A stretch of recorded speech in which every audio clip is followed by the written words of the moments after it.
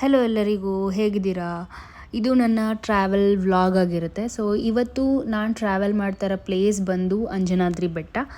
ಹಾಗೆ ಇದು ಲೊಕೇಟ್ ಆಗಿರೋದು ಬಂದು ಕೊಪ್ಪಳ ಜಿಲ್ಲೆ ಬರುತ್ತೆ ಮತ್ತು ಗಂಗಾವತಿ ತಾಲೂಕು ಹನುಮನಹಳ್ಳಿ ಅನ್ನೋ ಒಂದು ಪುಟ್ಟ ವಿಲೇಜಲ್ಲಿ ಈ ಅಂಜನಾದ್ರಿ ಬೆಟ್ಟ ಲೊಕೇಟ್ ಆಗಿದೆ. ಸೊ ಹಾಗೆ ಹೇಳ್ತಾ ನನ್ನ ಜರ್ನಿನ ಸ್ಟಾರ್ಟ್ ಮಾಡಿದ್ವಿ.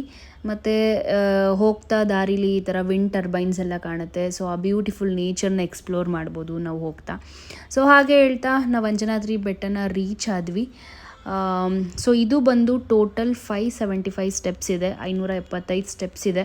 ಸೊ ನಾವು ಇಲ್ಲಿ ಎಂಟ್ರೆನ್ಸಲ್ಲಿ ದೇವರಿಗೆ ಕೈ ಮುಕ್ಕೊಂಡು ಸೊ ನಾವು ಬೆಟ್ಟ ಹತ್ತಕ್ಕೆ ಸ್ಟಾರ್ಟ್ ಮಾಡಿದ್ವಿ.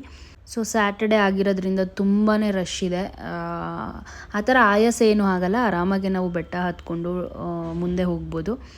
ಮತ್ತು ಹಂಗೆ ನಾವು ಸ್ವಲ್ಪ ಕೆಲವೊಂದು ಕಡೆ ಸುಸ್ತು ಅಂತ ಅನಿಸುತ್ತೆ. ಆ ಥರ ಆದಮೇಲೆ ಅಲ್ಲೇ ಎಲ್ಲಾದರೂ ಒಂದು ಸ್ವಲ್ಪ ರೆಸ್ಟ್ ಮಾಡಿ ನಾವು ಮತ್ತೆ ಬೆಟ್ಟ ಹತ್ತಕ್ಕೆ ಸ್ಟಾರ್ಟ್ ಮಾಡಬೇಕು.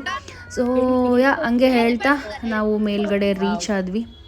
ಫೈನಲಿ ನಮಗೆ ದೇವರ ದರ್ಶನ ಆಯಿತು. ತುಂಬ ಚೆನ್ನಾಗಿ ದೇವ್ರನ್ನ ನೋಡಿದ್ವಿ. ನೀವಿಲ್ಲಿ ನೋಡ್ಬೋದು ಇಲ್ಲಿ ಎಷ್ಟು ರಶ್ ಇದೆ ಅಂತ. ಸೊ ನೀವೇನಾದರೂ ನೆಕ್ಸ್ಟ್ ಟೈಮ್ ಅಂಜನಾದ್ರಿ ಬೆಟ್ಟಕ್ಕೆ ಟ್ರಾವೆಲ್ ಮಾಡಬೇಕು ಅಂತ ಇದ್ದರೆ ವೀಕ್ ಡೇಸಲ್ಲಿ ಪ್ಲ್ಯಾನ್ ಮಾಡಿ, ಬಿಕಾಸ್ ವೀಕೆಂಡ್ಸಲ್ಲಿ ತುಂಬಾ ರಶ್ ಇರುತ್ತೆ. ಹಂಗೂ ಬರ್ತೀವಿ ಅಂದರೆ ದರ್ಶನ ಒಂದು ಸ್ವಲ್ಪ ತಡ ಆಗುತ್ತೆ ಅಷ್ಟೇ, ಅದು ಬಿಟ್ಟರೆ ನಾವು ಚೆನ್ನಾಗಿ ದರ್ಶನ ಮಾಡ್ಬೋದು. ಸೊ ಇಲ್ಲಿ ನೀವು ನೋಡ್ತಾ ಇರೋದು ಬಂದು ರಾಮ ಸೇತುವೆಯನ್ನು ಕಟ್ಟಲು ಬಳಸಿದ ಕಲ್ಲು.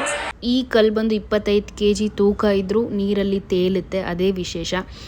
ಮತ್ತು ಅಲ್ಲೇ ಬಂದು ಅನ್ನಪ್ರಸಾದ ಇರುತ್ತೆ. ಅನ್ನಪ್ರಸಾದ ತಿಂದ್ಕೊಂಡು ನಾವು ನಮ್ಮ ವ್ಯೂವ್ನ ನೋಡಿಕೊಂಡು ಫೋಟೋಸ್ ತೊಗೊಂಡು ನಮ್ಮ ಡೇನ ನಾವು ತುಂಬ ಚೆನ್ನಾಗಿ ಎಂಡ್ ಮಾಡಿದ್ವಿ.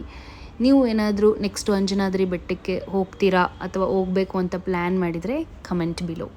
ಸೊ ಇದು ನನ್ನ beautiful view. Thank you for watching.